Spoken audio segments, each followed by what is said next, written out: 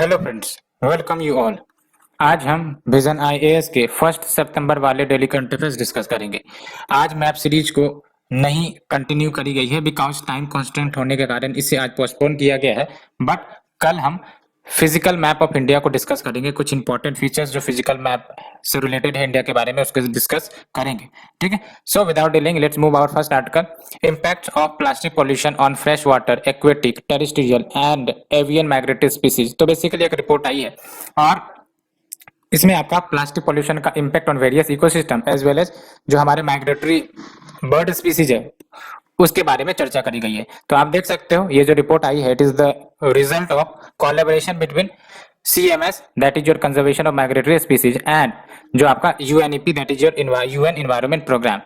और ये आपका as a part of Japanese funded countermeasure 2 project का हिस्सा है और इसके तहत sources as well as pathways identify किए जाएंगे प्लास्टिक पॉल्यूशन के जो हमारे रिवर सिस्टम्स में इंटर करते हैं that is the river systems in Asia. ठीक है, और इसमें आपका प्लास्टिक पॉल्यूशन का क्या इम्पैक्ट है उसे भी आइडेंटिफाई किया जाता है on land as well as fresh water migratory species के ऊपर which are protected by the CMS that is your convention on conservation of migratory species of wild animals. CMS के बारे में आप पढ़े होंगे। CMS एक इंपॉर्टेंट कन्वेंशन है that deals with the conservation of migratory species जिसमें आपके बर्ड्स आ जाते हैं as well as other migratory species भी आ जाते हैं।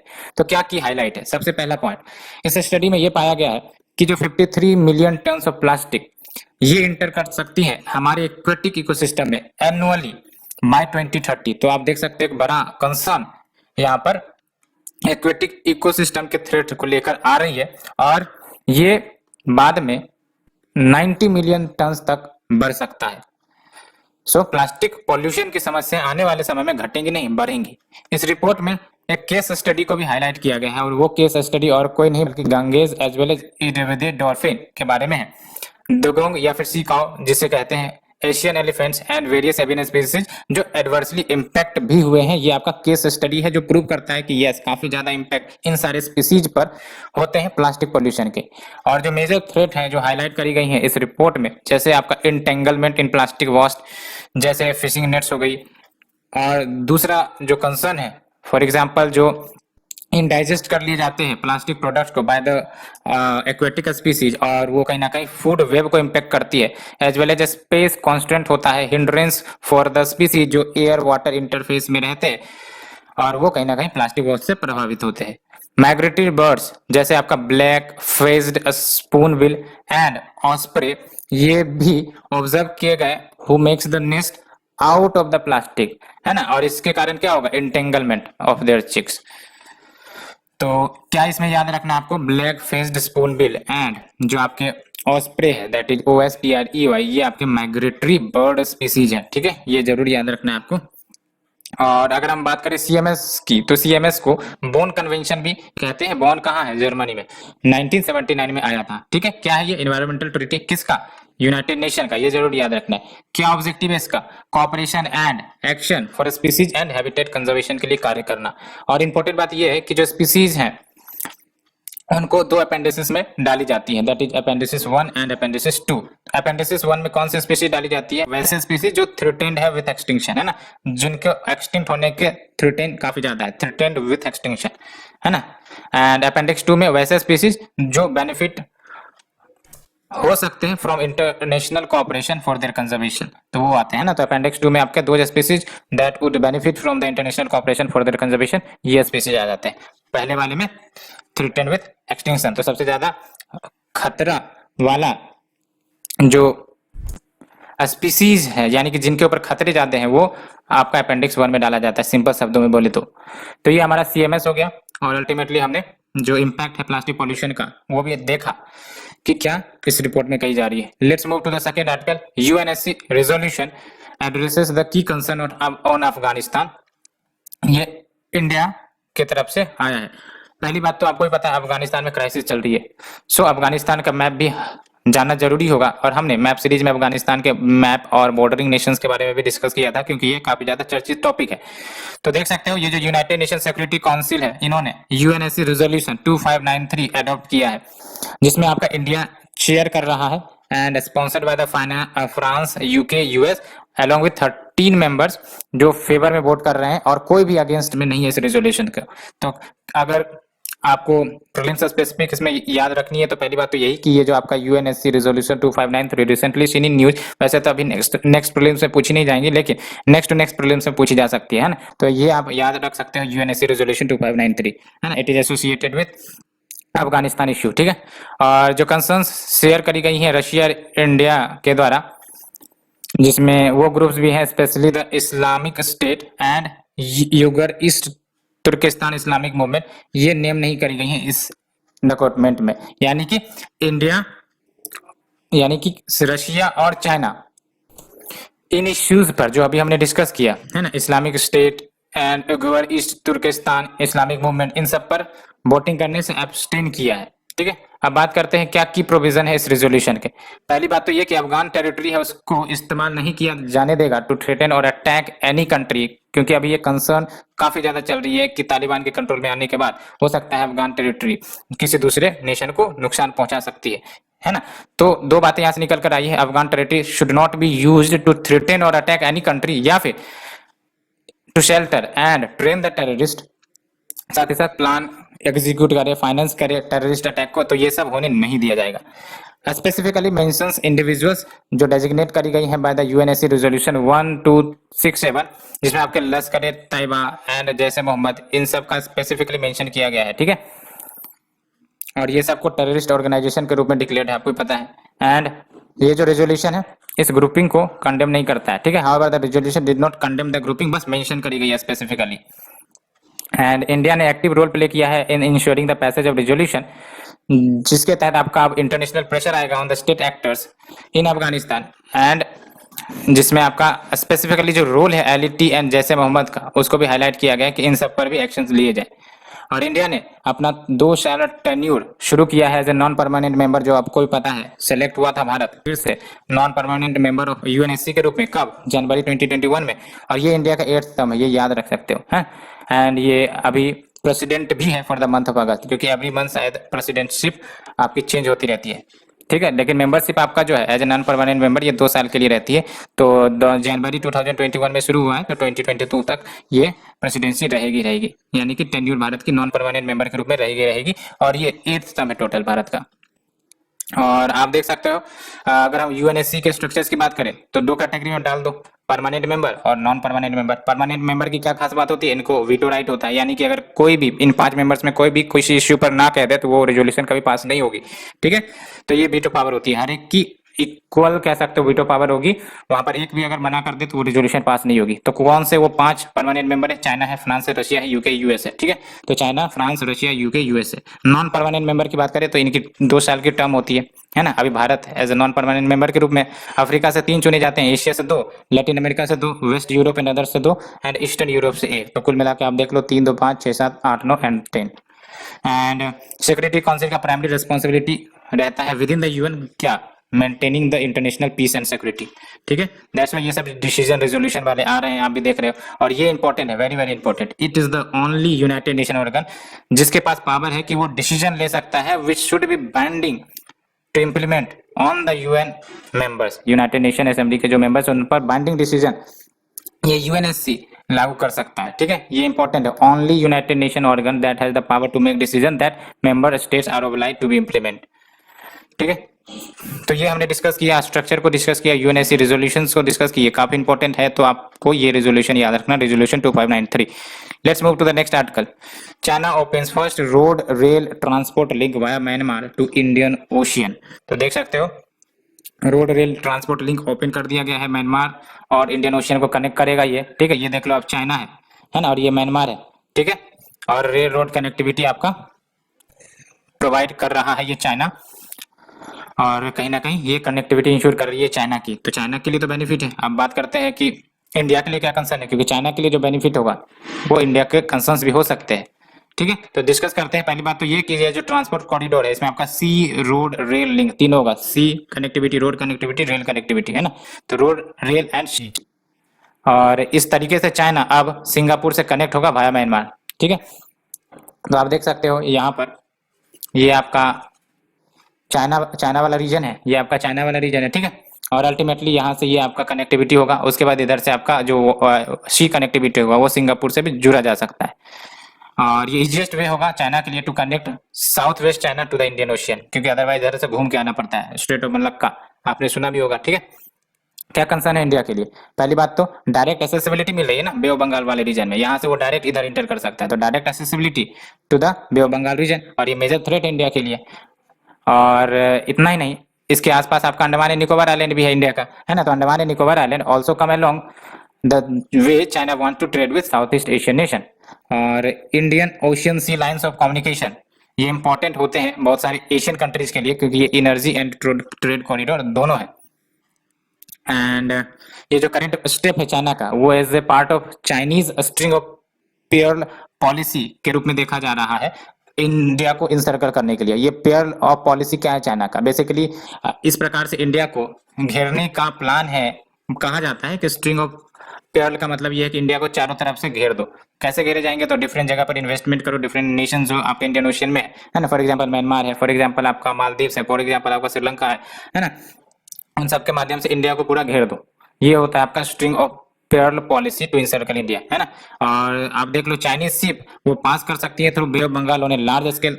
ऐसे इन्वेस्टमेंट रोड कनेक्टिविटी की बात तो ये संभव है ही है ना। तो आराम से ये क्या करेंगी, बोलेंगे कि भाई साहब मुझे चूंकि ट्रेड करने इसलिए मेरी शिप्स इधर उधर आ सकते हैं, है ना। तो ट्रेड के नाम पर ये बेसिकली नजर भी रख सकता है इंडिया के ऊपर, इंडियन ओशियन के ऊपर, बे ऑफ बंगाल के ऊपर।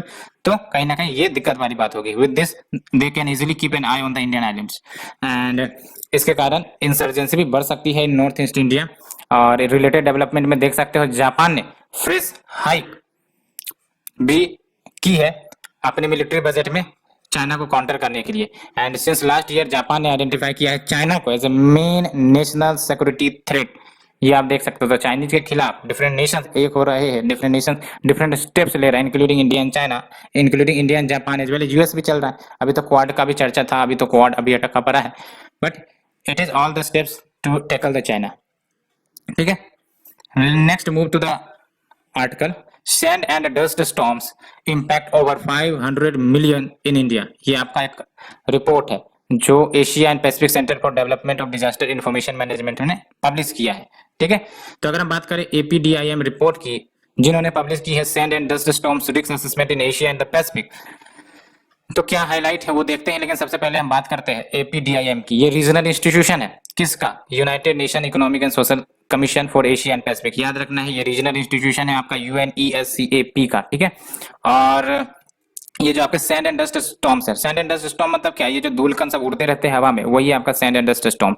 और ये फ्रीक्वेंटली कहां पर देखने को मिलेंगे? जहां विंड की गति ज्यादा होती है। कहां पर होंगी? Desert and semi desert region में।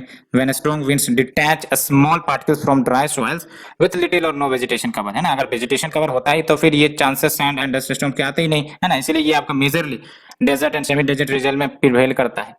क्या की फाइंडिंग्स आए हैं तो देख सकते हो, east and north east India, east and north east Asia, south and south west Asia, central Asia and the Pacific, ये 4 main sand and dust storms corridor है एशिया पैसिफिक के, ठीक है। कौन कौन से 4 होगा? East and north east Asia, south and south west Asia, central Asia, Pacific.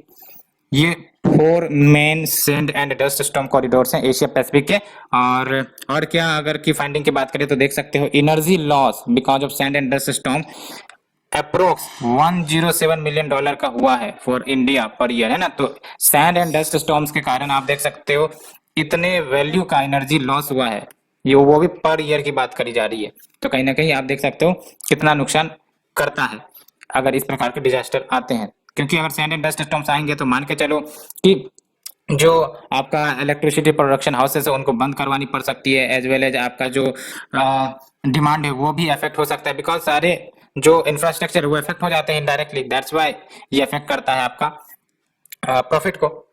तो आप समझ सकते हो इतने का लॉस होता है। एंड अधिकांशतर जो डस्ट हम देखते हैं ये ऑब्जर्व किया गया है कि इसमें हाई साल्ट कंटेंट है। दैट्स व्हाई ये आपका टॉक्सिक भी है प्लांट्स के लिए। And very high dust deposition at the third pole, that is Himalaya Hindu Kush mountain range. Third pole basically किसको कहते हैं? जो आपका हिमालयन रेंज है उनको कहते हैं थर्ड पोल। तो यहाँ पर हाई डस्ट डिपोजिशन हो रहा है और कहीं ना कहीं ये आपका हिमालयन इकोसिस्टम की जो इकोलॉजी है उसको निगेटिवली इफेक्ट कर सकता है ना। एंड पॉजिटिव इम्पैक्ट की बात करें तो ये न्यूट्रिएंट कंटेंट को बढ़ा सकते हैं जहां पर भी डिपॉजिट करेंगे, क्योंकि ये सैंड सब में आपको ही पता है मिनरल्स होते हैं, है ना, माइन्यूट मिनरल्स होते हैं, तो जहां जाएंगे वो डिपोजिशन के माध्यम से न्यूट्रिएंट कंटेंट बढ़ा सकते हैं and benefit the vegetation as well. And dust particle जिसमें आपका आयरन होता है, ये ओशियंस में पहुंचने के बाद इनरिच कर सकती है। और आपको ही पता है जब आयरन डाला जाता है ओशियन सब में तो ये फाइटोप्लैंक्टन को इंक्रीज करते हैं और इससे क्या होगा, balancing and impacting the marine food webs. तो पॉजिटिव इफेक्ट्स होता सकते हैं। तो पॉजिटिव इम्पैक्ट भी होगा और निगेटिव इम्पैक्ट भी है अपने हैं, ठीक है।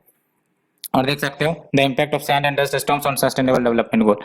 तो पॉवर्टी इफेक्ट हो सकती है, यानी कि जो पॉवर्टी का टारगेट है वो कहीं ना कहीं अचीव करने में डिले हो सकता है। जीरो हंगर, और जो आपका गोल नंबर 3 है good health and wellbeing, goal number 6 देख लो आप, क्लीन वाटर एंड सैनिटेशन। ये 17 गोल्स नहीं है, कुछ गोल्स हैं जो आपका डायरेक्ट इम्पैक्ट करता है सैंड एंड डस्ट स्टॉर्म्स इनके ऊपर, ठीक है। ये बात करी जा रही है। फॉर एग्जांपल मेराइन लाइफ को अफेक्ट करेगा, लाइफ ऑन लैंड को अफेक्ट करेगा, पार्टनरशिप फॉर द गोल्स इसको अफेक्ट कर सकता है, क्लाइमेट को अफेक्ट कर सकता है। दैट्स व्हाई ये इंक्लूड करी गई है।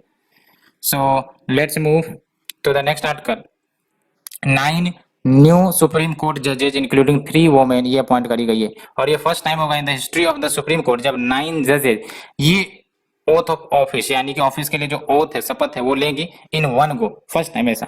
और इससे आपका जो टोटल स्ट्रेंथ है सुप्रीम कोर्ट का, है ना, वो 33 हो जाएगा out of the total sanction strength 34 है ना। तो टोटल सैंक्शन स्ट्रेंथ तो 34 है, लेकिन ये जो 9 अपॉइंट होंगी उसके बाद आपका 33 हो जाएगा। तो बेनिफिट है, पॉजिटिविटी है। और अगर हम बात करें वोमेन इन जुडिशरी क्या क्या स्टेटस है, तो देख सकते हैं in the last over 71 years, पिछले 71 सालों में सुप्रीम कोर्ट ने ओनली 8 वोमेन जजेस को अपॉइंट किया है, starting from M Fatima Beevi in 1989। तो आप देख सकते हो जुडिशरी में वोमेन, खासकर हायर कोर्ट में वोमेन का शेयर बहुत ही कम है 71 सालों में, ओनली 8 वोमेन जजेस, ठीक है।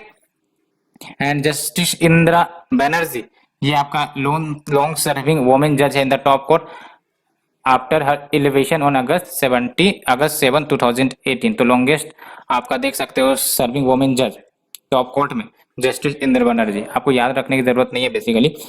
चैलेंजेस टू वुमेन एंट्री, क्या चैलेंज है, तो आप देख सकते हो हमने अभी देखा कि कितना कम शेयर है। तो क्या चैलेंजेस है, पहली बात तो major barrier to women's requirement because of the district जजेस are the eligibility criteria to take the entrance examination, यानी कि जो एंट्रेंस एग्जामिनेशन लिए जाते हैं डिस्ट्रिक्ट जजेस के लिए उसकी जो एलिजिबिलिटी क्राइटेरिया है उसमें कुछ दिक्कत है। पहली बात तो ये कि lawyers need to have 7 years of continuous legal practice, लगातार 7 साल की कंटिन्यूटी लीगल प्रैक्टिस चाहिए। एंड और कौन से एज ब्रैकेट में होनी चाहिए, 35 से 45 इयर्स के एज में।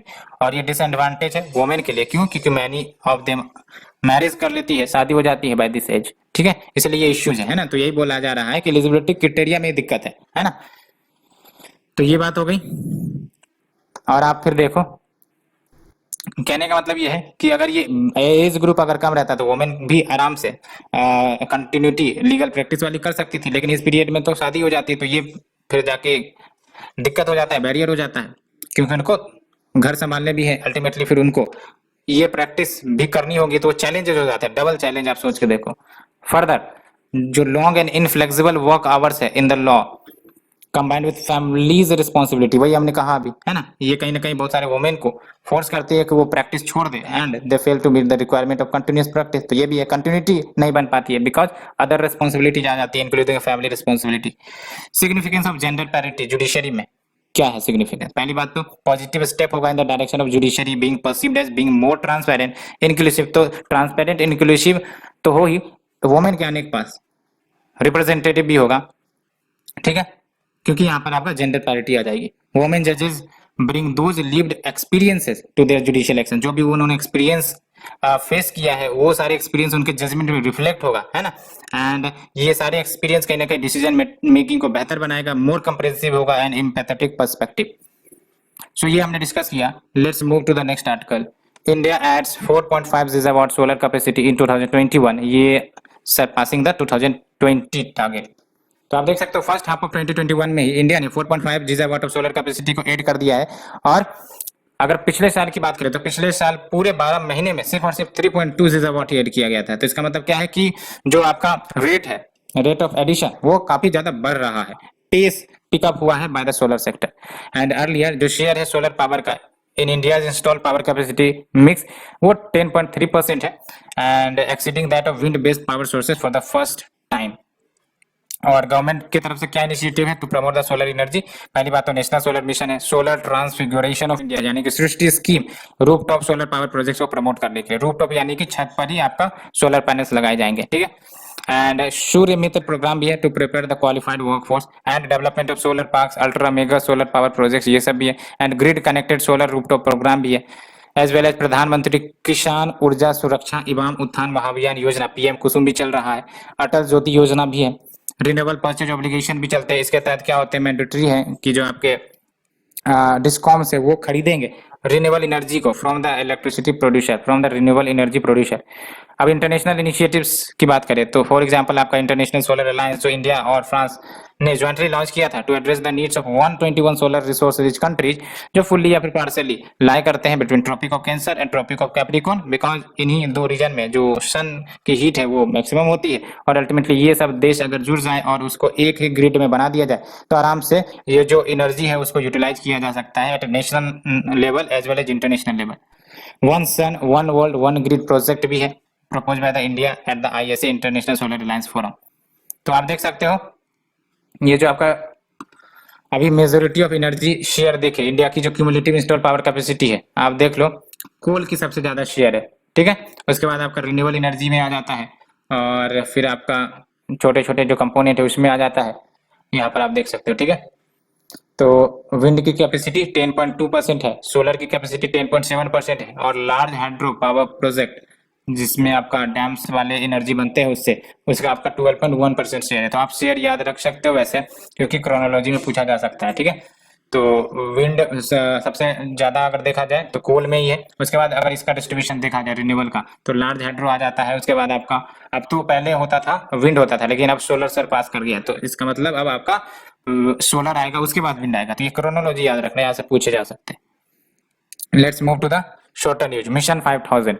तो मिशन 5000 का जो ऑब्जेक्टिव है basically to ensure effective parliamentary democracy है ना। तो याद रखना सिर्फ एक वर्ड एसोसिएशन से क्वेश्चन बन सकते हैं। मिशन 5000 का ऑब्जेक्टिव है ना related to increasing the efficiency effectiveness of parliamentary democracy and on the occasion of 75th year of independence vice president ने अपील किया है to all the 5000 legislatures of our country कि वो रिजर्व करें प्रण ले not to disturb the proceeding of legislature during the year, ठीक है।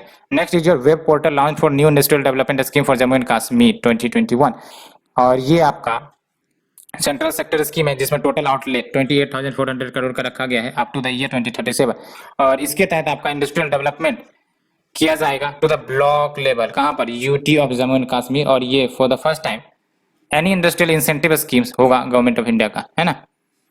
और इम्फेसिस क्या होगा job creation skill development sustainable development और इसमें आपका कैपिटल इन्वेस्टमेंट इंसेंटिव्स ऑफर करी जाती है, capital interest subvention GST linked incentive यानी कि रिबेट रेमिशन, ठीक है।